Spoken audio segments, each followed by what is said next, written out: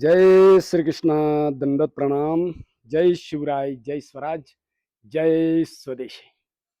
मित्रांनो, मैत्रिणींनो आणि माझ्या सर्व आदरणीय सन्माननीय राष्ट्रभक्तांनो, योग आगंतुकांनो, स्वदेशी आयुर्वेद प्रेमींनो, खांदे जर दुखत असतील तर ताबडतोब हे अभ्यास करा. ज्यांना ज्यांना खांद्यांचा त्रास आहे त्यांनी त्यांनी हे अभ्यास करा. सिद्धासनात बसून, सुखासनात बसून, पद्मासनात बसून किंवा असं गुडघ्यावरती उभं राहूनही किंवा तुम्ही असे उभे राहूनही हे अभ्यास करू शकता. तर आपल्या आपल्या सुविधेनुसार करा. बस फक्त इतकी विनंती आहे. तर बघा काय करायचं. सर्वात प्रथम हात असे खांद्यांच्या रेषेमध्ये सरळ स्थिर ठेवण्याचा प्रयत्न करा. आपण अर्धा मिनिट सुद्धा थांबत नाही. या स्थितीमध्ये असं अर्धा मिनिट, 1 मिनिट, 2 मिनिट, 3 मिनिट असा प्रयत्न केला पाहिजे. प्रयत्न शैथिल्य अनंत समापत्तीभ्याम. बरोबर. या स्थितीत थांबल्यानंतर आल्हाद हातांचे तळवे आकाशाच्या दिशेने करा. श्वास आत भरत हातांचे कोपर सरळ करण्याचा प्रयत्न करा. त्यानंतर श्वास सोडत सोडत पुन्हा या स्थितीत यायचंय.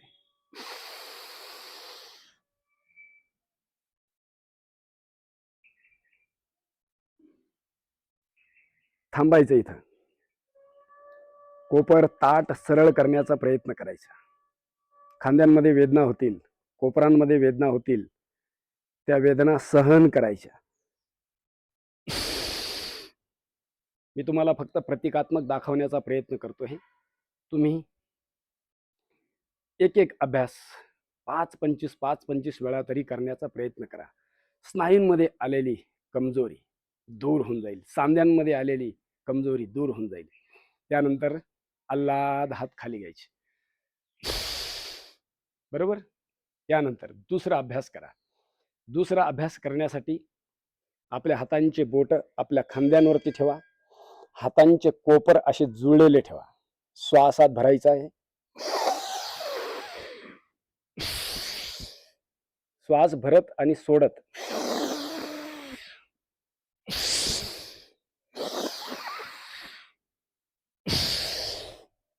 आता हाच अभ्यास उलट्या दिशेने करायचा आहे, विरुद्ध दिशेने.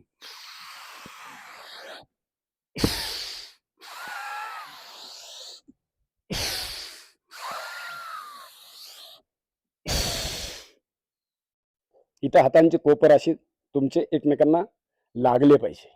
बरोबर. हात वरती उचलताना म्हणा किंवा हात खाली आणताना म्हणा. तर हा खांदे गोल गोल फिरवण्याचा अभ्यास, हा दुसरा अभ्यास केला. जितका संत गतीने कराल तितका जास्त लाभ होत असतो. आता याच्यानंतर करायचा तिसरा अभ्यास. बघा, हातांचे बोट असे एकमेकांमध्ये गुंतवायचे. श्वासात भरायचा आणि हातांचं कोपर, मग तो उजवा हात असो किंवा डावा हात असो, त्याला डोक्याच्या मागच्या बाजूला नेण्याचा प्रयत्न करायचा. थांबायचं. आपण थांबत नाही या ठिकाणी. अर्धा मिनिट, 1 मिनिट, कमीत कमी 15 सेकंद तर थांबावं. बरोबर. त्यानंतर श्वास सोडून द्यायचा. पुन्हा श्वास आत घ्यायचा. दुसऱ्या हाताचं कोपर डोक्याच्या मागच्या बाजूला नेण्याचा प्रयत्न करायचा. त्यावेळेस नजर समोर ठेवायची किंवा आकाशाच्या दिशेने अशी खाली बघून नाही करायचं. हे लक्षात ठेवा. बरोबर. हा झाला तिसरा अभ्यास. त्यानंतर चौथा अभ्यास. अंगठा आत घालायचा, मुठी बंद करायच्या, हात छातीच्या समोर ठेवायचे, असे श्वास आत घ्यायचा.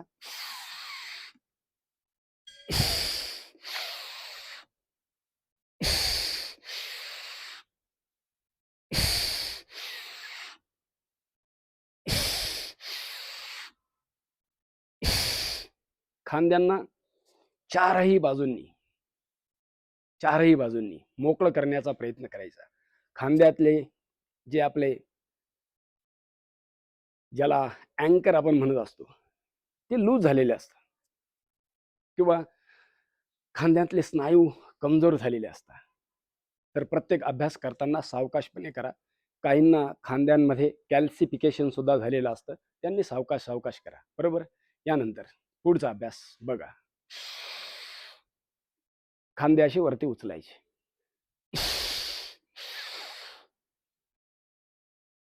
हातांचे कोपर ताठ सरळ आहे.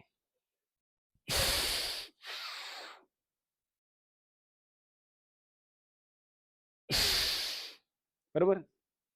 आता दोन्ही हात असे नाभीवरती ठेवायचे. श्वासात घ्यायचा,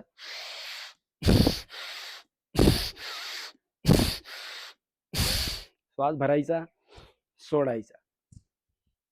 दोन्ही बाजूंनी करण्याचा प्रामाणिकपणे प्रयत्न करायचा.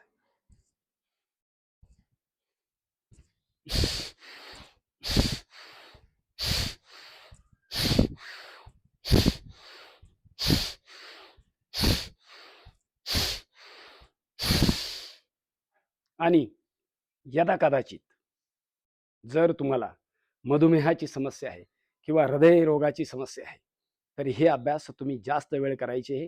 किंवा काही जमो अगर ना जमो, तर तुम्हाला आपल्या घरातली काय करायचे आहे, घरामध्ये ग्लास असतील, म्हणजेच आपल्या खिडक्या असतील, तावदान, बरोबर, किंवा भिंत असेल, दररोज स्वच्छताही होईल आणि व्यायामही होईल.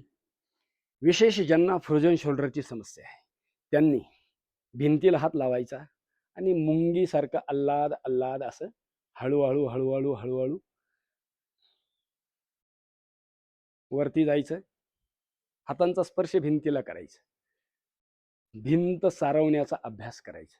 हे लक्षात घ्या. ज्या हातामध्ये जास्त वेदना आहे, ज्या हातामध्ये जास्त पीडा आहे, फ्रोजन शोल्डर झाले, हातांमधले स्नायू थिजल्या गेले, बरोबर, स्नायू थिजल्या जातात, तर त्या स्नायूंना मोकळं करण्यासाठी असा अल्लाद अल्लाद काय करायचं आहे, भिंत सारवण्याचा अभ्यास करायचा आहे. आणि काही जमलं नाही तर हे दोन्ही हातांमध्ये जर समस्या आहे, तर एकाच वेळेस अशी भिंत सारवण्याचा अभ्यास करा. स्वच्छताही होईल, है का नाही, आणि